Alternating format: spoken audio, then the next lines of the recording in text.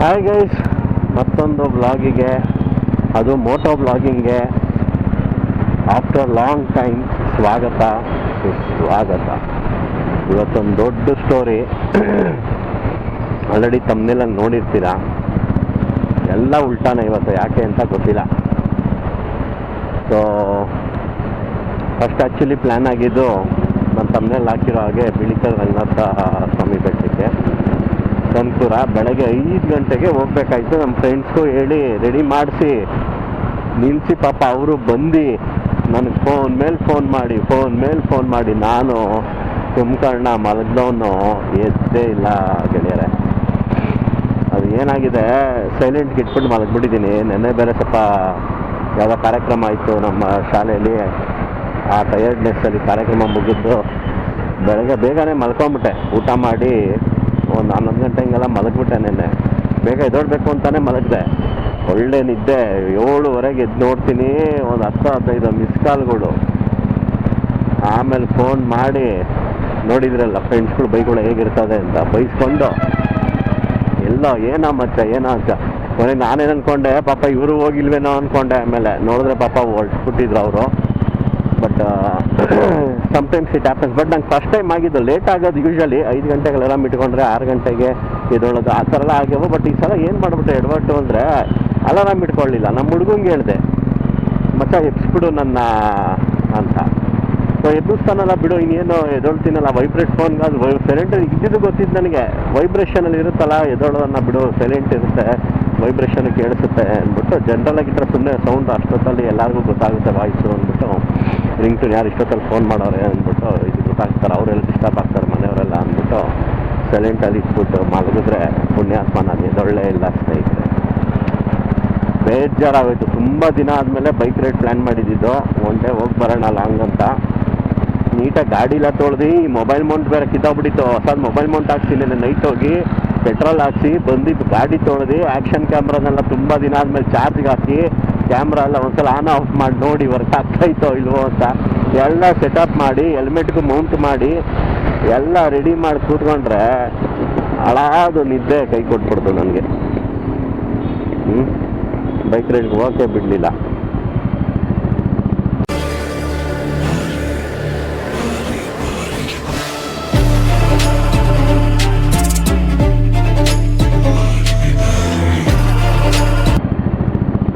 ಮತ್ತು ಇವಾಗ ಎಲ್ಲ ಹೋಗ್ತಾ ಇದ್ದೀನಿ ಅಂದರೆ ಬೇಜಾರಾಯ್ತು. ಇಷ್ಟೆಲ್ಲ ರೆಡಿ ಮಾಡ್ಕೊಂಡು ಹೋಗ್ಲಿಲ್ವಲ್ಲ, ಸೊ ಅದಕ್ಕೆ ಸುಮ್ಮನೆ ಒಂದು ಶಾರ್ಟ್ ರೈಡ್ ಹೋಗಿ ಬರೋಣ. ಬೈಕ್ ಎತ್ತೇ ಇರಲಿಲ್ಲ ಸ್ನೇಹಿತರೆ, ತುಂಬ ದಿನ ಆಗೋಯ್ತು ಬೈಕ್ ಎತ್ತಿ.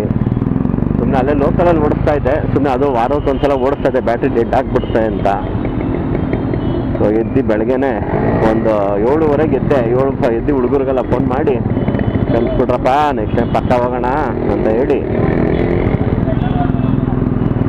ಫ್ರೆಶ್ ಅಪ್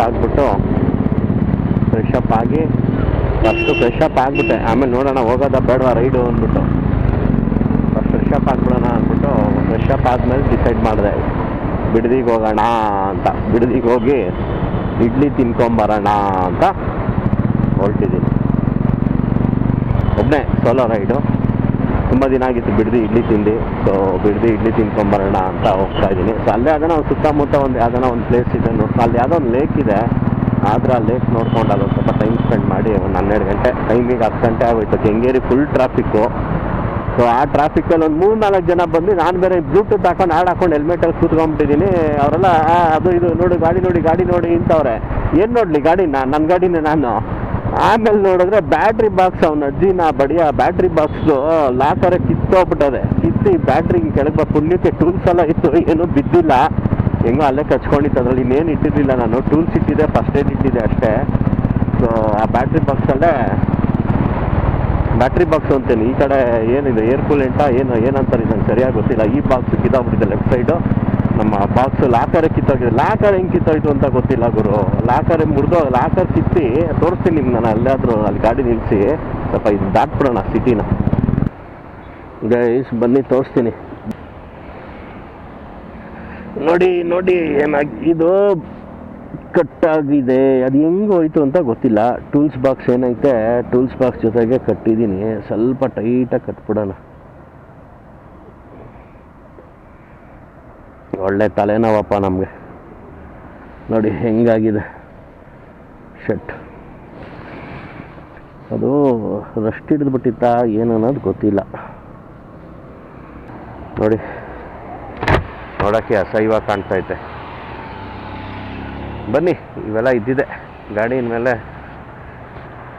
ಸಣ್ಣ ಪುಟ್ಟ ಇಂಥವು ಆಯ್ತಾ ಇರ್ತವೆ ಅವಾಗವಾಗ. ಹೊಸ ಇವೆ ಆಗ್ಬಿಟ್ಟು ಗೈಸ್, ರೌಂಡ್ ಕಡೆ ಫುಲ್ಲು ಟ್ರಾಫಿಕ್ಕೇ ಇಲ್ಲ, ಹೋಗಿ ಫುಲ್ಲು ಫ್ರೀ. ಲೋಕಲ್ ಎಡ್ಸ್ ಮಾತ್ರ ಓಡಾಡ್ತಾರೆ ಅಷ್ಟೇ. ಇಲ್ಲೆಲ್ಲ ಎಲ್ಲ ಫ್ರೀ ಇದೆ. ಬಿಡ್ದಿನೇ ಟೋಟಲ್ ಬಿಡ್ದಿನೇ ಫ್ರೀ ಇದೆ ಕಂಪ್ಲೀಟಾಗಿ.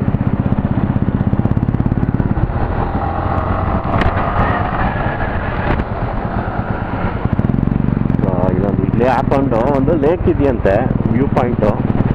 ಆ ಲೇಕ್ ನೋಡಿಕೊಂಡು ಹೊರಡೋಣ ಬೆಂಗಳೂರು ಕಡೆ. ನೋಡಿ Bidadi circle, main town circle. ಅಲ್ಲೂ ಫೇಮಸ್ಸು ರೇಣುಕಾ ತಟ್ಟೆ ಇಡ್ಲಿ. ಅಲ್ಲಿ ಯೂಶಲಿ ಜನ ಇದ್ದೇ ಇರ್ತಾರೆ, ಅಲ್ಲಿ ಟೇಬಲೇ ಸಿಗಲ್ಲ. ಹೋಟ್ಲು ಬೇರೆ ಸ್ವಲ್ಪ ಚಿಕ್ಕದು. ನೋಡಿ ಹೆಂಗೆ ನಿಂತವ್ರೆ, ಕಾಣುತ್ತೋ ಇಲ್ವೋ ಗೊತ್ತಿಲ್ಲ ನಿಮಗೆ. ಇಲ್ಲಿ ಗುರು ಇದೆ, ನೋಡೋಣ ಬನ್ನಿ. ಅಲ್ಲಿ ಒಂದು ಸ್ವಲ್ಪ ಪರವಾಗಿಲ್ಲ.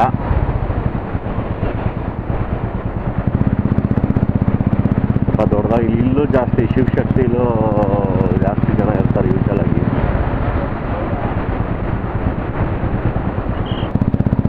ಶಿವದರ್ಶನ, ಸಾರಿ ಶಿವಶಕ್ತಿ ಇಲ್ಲ, ನಮ್ಮ ಗುರುಗೆ ಹೋಗೋಣ. ನೋಡಿ ಇದೆ ಗುರು, ಹೋಟೆಲ್ ಗುರು.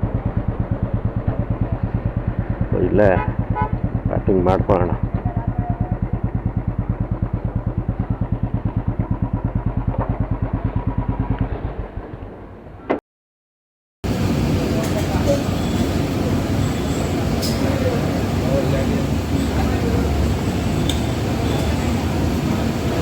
ಮಸಾಲೆ ವಡೆ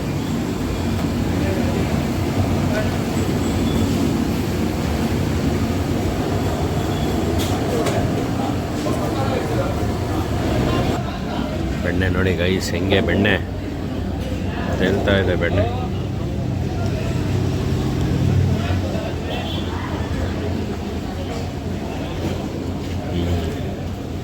ಇಲ್ಲಿ ಸಿಗೋ ಚಟ್ನಿ ಮಾತ್ರ ಸೂಪರ್, ನೀವೇನು ಹೇಳಿ. ಸೊ ನಾನು ಡೈರೆಕ್ಟಾಗಿ ತಿಂದ್ಬಿಟ್ಟು ಸಿಗ್ತೀನಿ ನಿಮ್ಗೆ ಆಮೇಲೆ. ಚಿತ್ರಾನ್ನ ಚೆನ್ನಾಗಿರುತ್ತೆ. ಚಿತ್ರಾನ್ನ ತರಿಸ್ಕೊಂಡಿದ್ದೀನಿ, ಆಫ್ ತೊಗೊಂಡಿದ್ದೀನಿ ಸಾಕು ಅಂತ. ಗೈಸ್ ಬನ್ನಿ ಮಾಡೋಣ. ಚೆನ್ನಾಗಿತ್ತು ಇಡ್ಲಿ, ಚಿತ್ರಾನ್ನ ತಗೊಂಡೆ. ಹಂಗೆ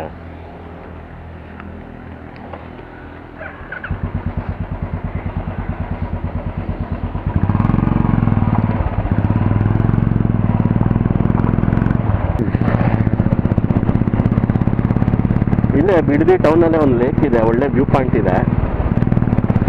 ಬಟ್ ಈಗ ನೀರಿದೆಯೋ ಇಲ್ವೋ ಗೊತ್ತಿಲ್ಲ. ಸೊ ಬನ್ನಿ, ಅಲ್ಲೊಂದು ಸ್ವಲ್ಪ ಒಂದು 5-10 ನಿಮಿಷ ಟೈಮ್ ಸ್ಪೆಂಡ್ ಮಾಡಿ ಹಂಗೆ ಬೆಂಗಳೂರಿಗೆ ಹೊರಡೋಣ. ನೆಲ್ಲಿಗುಡ್ಡೆ ಕೆರೆ. ಇನ್ನು 700 ಮೀಟ್ರು ಲೆಫ್ಟು. ಆಯಿತು ನೋಡಿ, ಈ ಥರ ಒಂದು ಶಾರ್ಟ್ ರೈಡ್ ಆದರೂ ಮಾಡಿಬಿಡ್ಬೇಕು. ಸುಮ್ಮನೆ ಬೈಕ್ನ ನಿಲ್ಸ್ಕೊಂಡು ನೋಡಿ ಅಲ್ಲಿ ಹಾಕಲ್ಲ ಕಿತ್ಕೊಂಡು ರಸ್ಟ್ ಇಡ್ಸೋ ಬದಲು. ಸೊ ನೀವು ಈ ಬಿಡದಿ ಕಡೆ ಬಂದರೆ ಗುರು ತಟ್ಟೆ ಇಡ್ಲಿ ತಿನ್ನಿ, ಚೆನ್ನಾಗಿರುತ್ತೆ.